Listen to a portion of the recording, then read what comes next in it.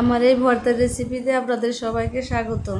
হঠাৎ করে আমার মনে হলো যে আমি ঝাল ঝাল কিছু করে খাই কিংবা ভর্তা খাই, যেমন ভাবা ঠিক তেমনই কাজ শুরু করে দিলাম আমি বেগুন ভর্তা রেসিপি।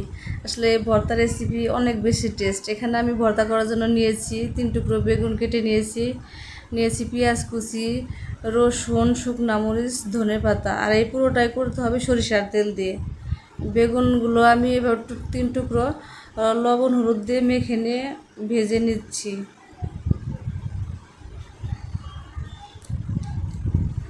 এটা গোল্ডেন কালার করে ভেজে নিতে হবে। নর্মালি যেরকম বেগুন ভাজা ঠিক ওইভাবে বেগুনটা ভেজে নিতে হবে।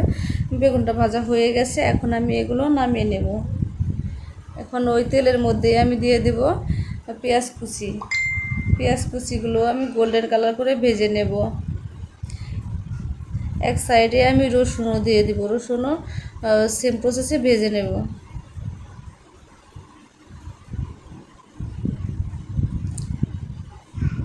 এটা গোল্ডেন কালার করে ভেজে নিতে হবে, কোনো অবস্থাতে মানে কাঁচা কাঁচা থাকলে ভালো লাগবে না।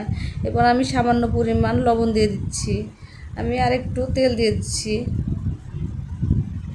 এখন শুকনা মরিচগুলো দিয়ে দিব। আমি এখানে 4 থেকে 5টা শুকনা মরিচ নিয়েছি।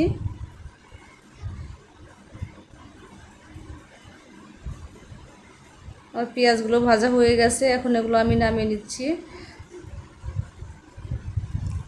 এবার শুকনা মরিচগুলো ভেজে নিচ্ছি। শুকনো মরিচও হয়ে গেছে, আমার সবগুলো ভাজা হয়ে গেছে। এখন ভর্তা বানানোর প্রসেসে চলে যাচ্ছি।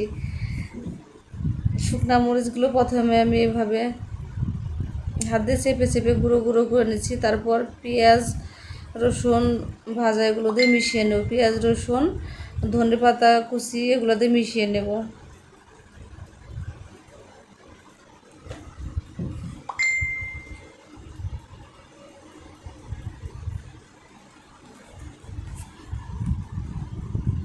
এখন আমি বেগুনগুলো এরকম করে হাত দিয়ে পিষিয়ে নেব।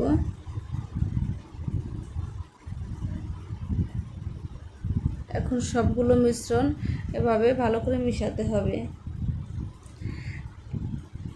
এই বেগুন ভর্তা যে কি পরিমাণ টেস্ট বলে বোঝানো যাবে না।